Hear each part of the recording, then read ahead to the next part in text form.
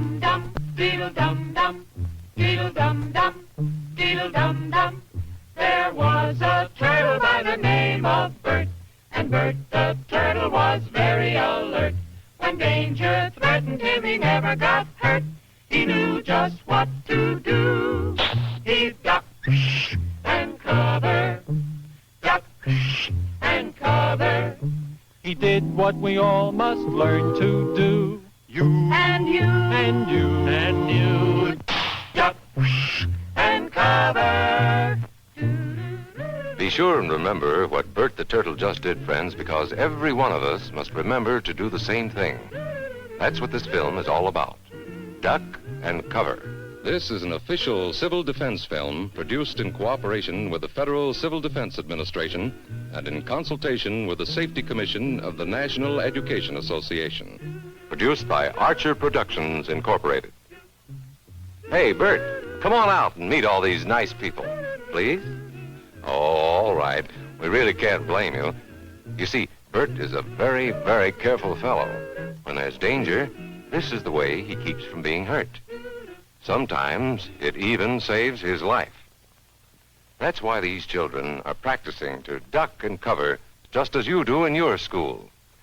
We all know the atomic bomb is very dangerous. Since it may be used against us, we must get ready for it, just as we are ready for many other dangers that are around us all the time. Fire is a danger. It can burn whole buildings if someone is careless. But we are ready for fires. We have a fine fire department to put out the fire, and you have fire drills in your school so you know what to do. Automobiles can be dangerous too.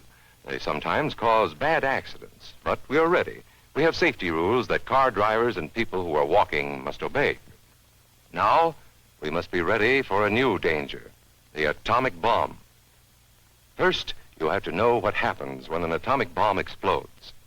You will know when it comes. We hope it never comes, but we must get ready. It looks something like this. There is a bright flash, brighter than the sun, brighter than anything you've ever seen. If you are not ready and did not know what to do, it could hurt you in different ways.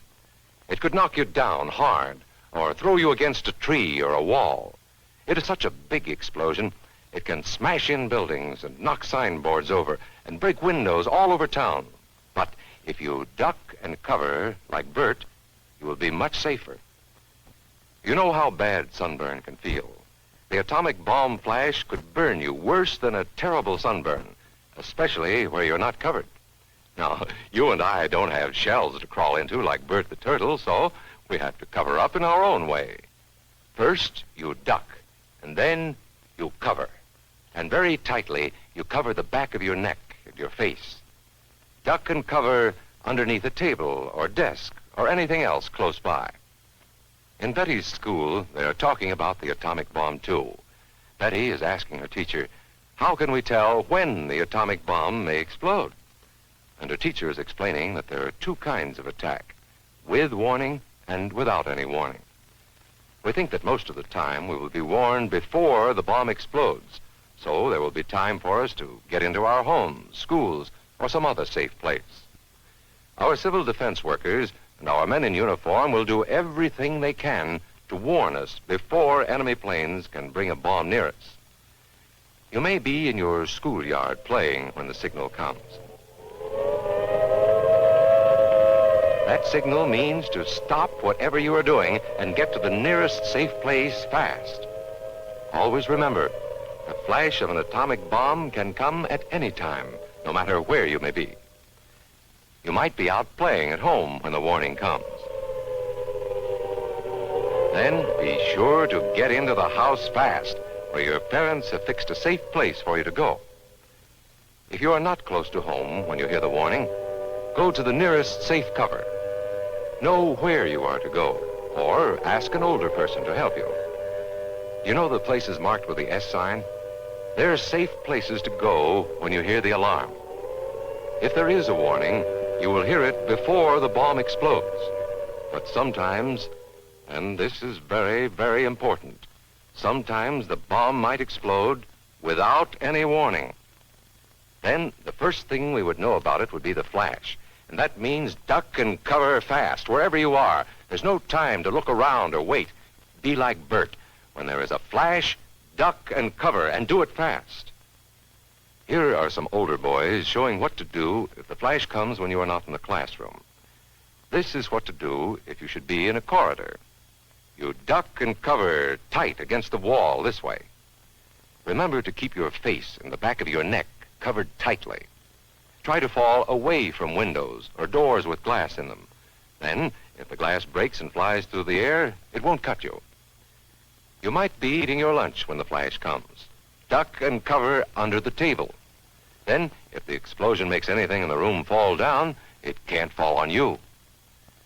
Getting ready means we will all have to be able to take care of ourselves. The bomb might explode when there are no grown-ups near. Paul and Patty know this, and they're always ready to take care of themselves.